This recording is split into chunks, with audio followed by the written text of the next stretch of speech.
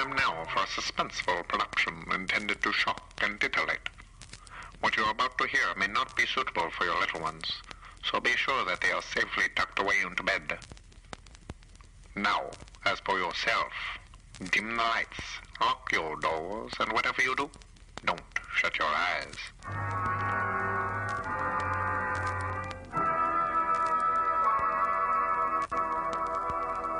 In this evening's episode, we'll meet Dr. Ivan Gouger, known to most as the wealthy optometrist playboy.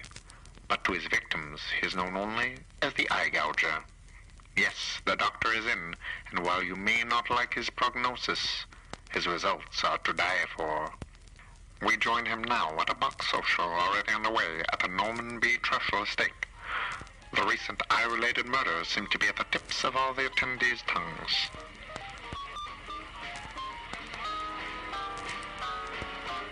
Hey, have you heard the skinny? Eye gouger struck again. Oh, no. Who is it this time? Some poor lad up in Brimsby, I think. That's only one town over. Good riddance. Meredith, what on earth do you mean? I say, this eye gouger is doing us all a favor. I heard he only murders the poor. I read in the paper he's keen on the eyes of children. Well, I heard he targets the wives of well-to-do men. Well, that leaves you safe, Meredith.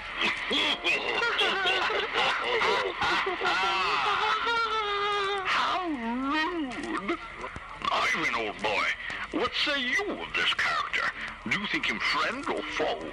I believe his actions are positively ghastly. How anyone could do something like that is a mystery to me.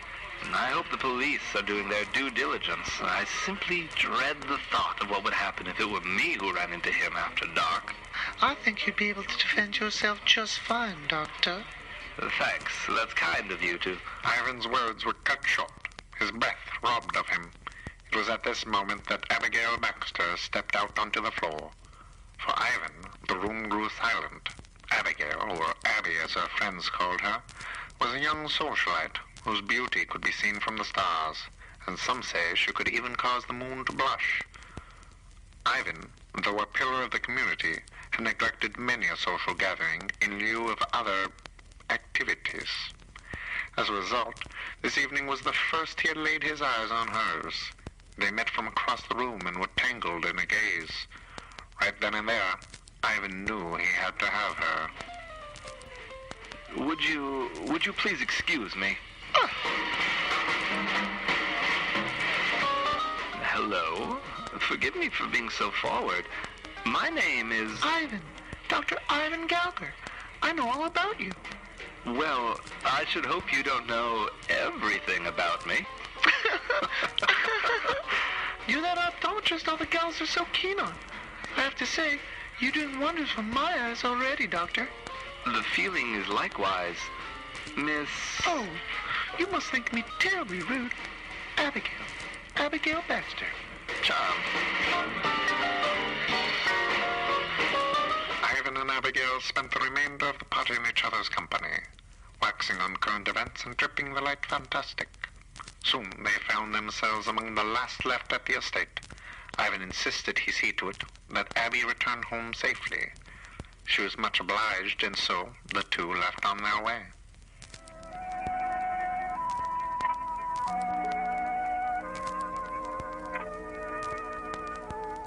What a beautiful evening, wouldn't you say, Ivan?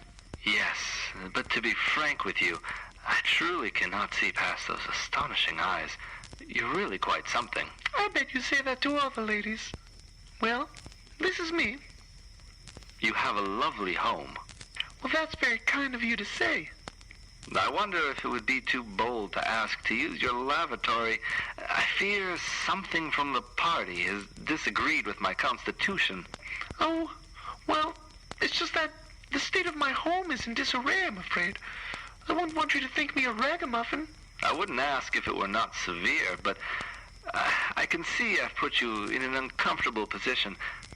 Please forgive me. Have a nice evening. Oh, my. Have I offended you? I apologize, Ivan. Here I go being terribly rude again. Of course you can come in. I won't be but a moment. Ivan stepped forward and now found himself mere inches away from Abigail. Her lashes fluttered alluringly, exposing her milky whites with every blink. Ivan was transfixed. Her robust corneas and impeccable pupils had him weak in the knees. He felt a bead of sweat run down his brow. He suddenly realized that he hadn't a clue what to do next. He had to fight his urges. Ivan had been too careful to throw it all away in this moment. You know what? I suddenly feel much better. I must be going now. Good night. With haste, Ivan turned and ran off from Abigail's doorstep. She tried calling out to him, but to no avail. He was already too far. By the end of the block, Ivan slowed his pace and began cursing himself. Well, Ivan, you've made a right old fool of yourself. What is happening to me? Well, that girl. Those eyes. Ivan knew that the only way to indulge in his twisted pleasures was to keep distance between him and his victims.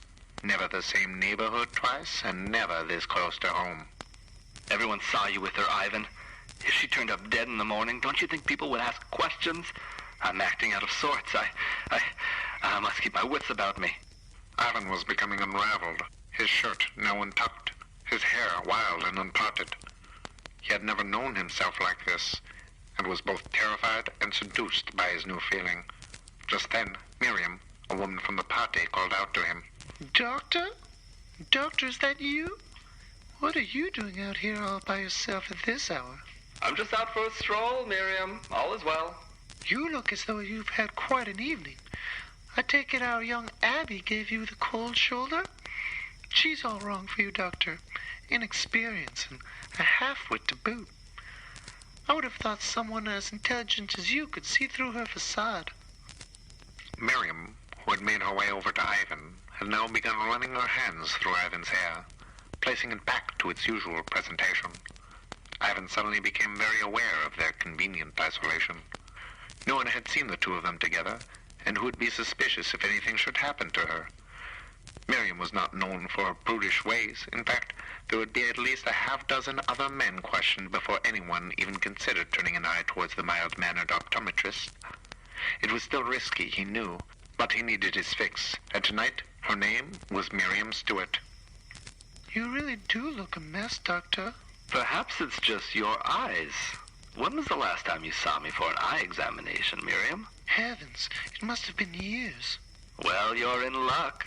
Just so happens I have a spot open for you tonight. Oh, Doctor, I didn't even know you were into making house calls. For you, Miriam, I will make the exception.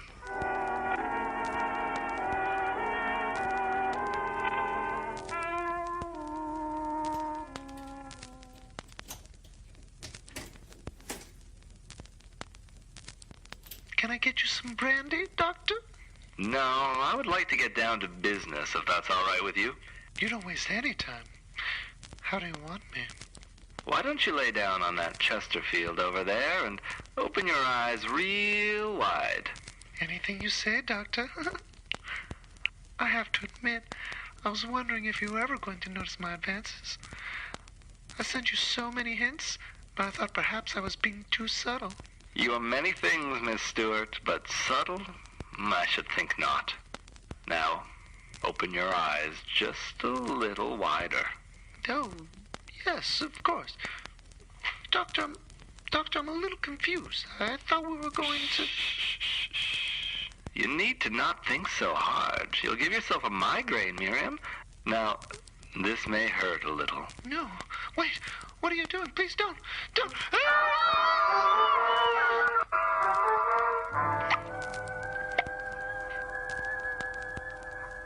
Ivan stood up and looked over his latest victim, holding his new trophies by the optic nerves.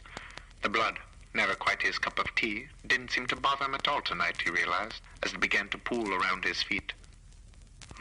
Better clean this up. Can't have anyone thinking the eye gouger was here.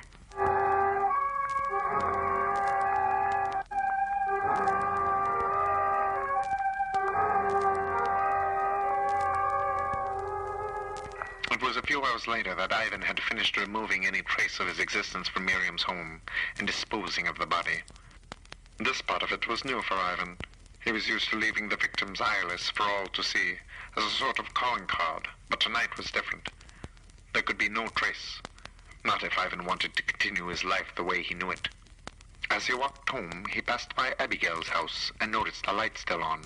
Intrigued, he quietly made his way up to the window. Shrouded by shadow and brush, he peered in and observed a half-dressed Abby reading in her bed. Ivan reached into his pocket and pulled out his newly acquired set of papers and began slowly rolling them in his hand, feeling their sticky scleras on his soft skin. Then, to his shock, another person entered Abby's bedroom. It was a man. Ivan slinked back further into the shadows as he observed this intruder with his new infatuation. The man lay down in bed with her, kissed her on the cheek, and then shut off the light. The moonlight illuminated Ivan's face, now seething with anger. The eyes he had been clutching, now but puddles in his fist.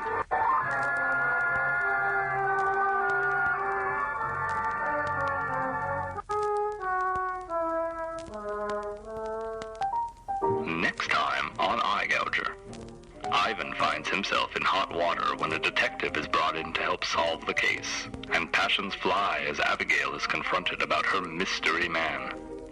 I scream, you scream, we all scream for more Eye Gouger. Those little ordinary things that everyone ought to do. I'm living in a kind of daydream. I'm happy as a queen, and foolish though it may seem to me, that's everything.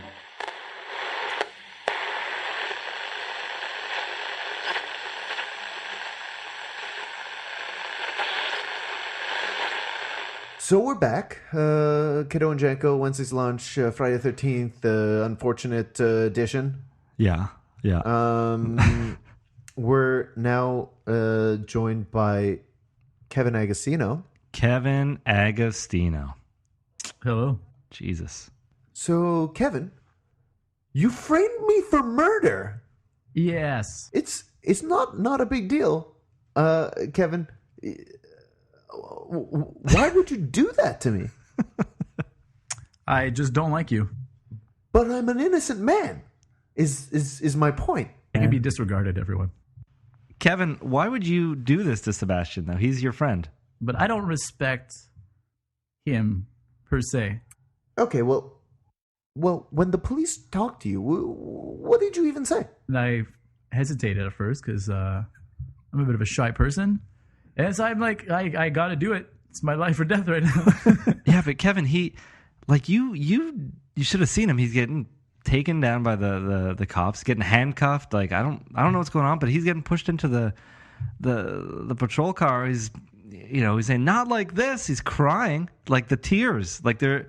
I guess I got back here. I'd clearly been crying. It's red in the eye. Understandable. Because I thought I was maybe going to jail for murder.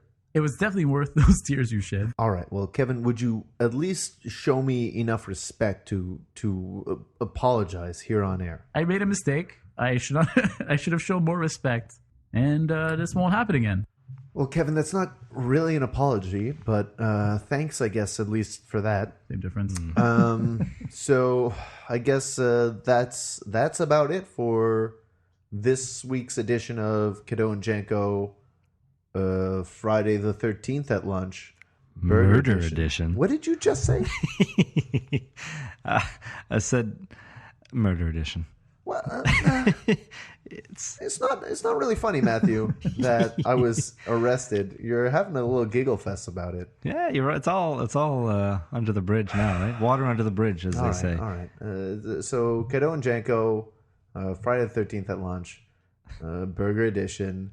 Matthew, next week we're probably going to get something for lunch. What should we get? Let's commit a murder. Oh, Matthew. Yeah.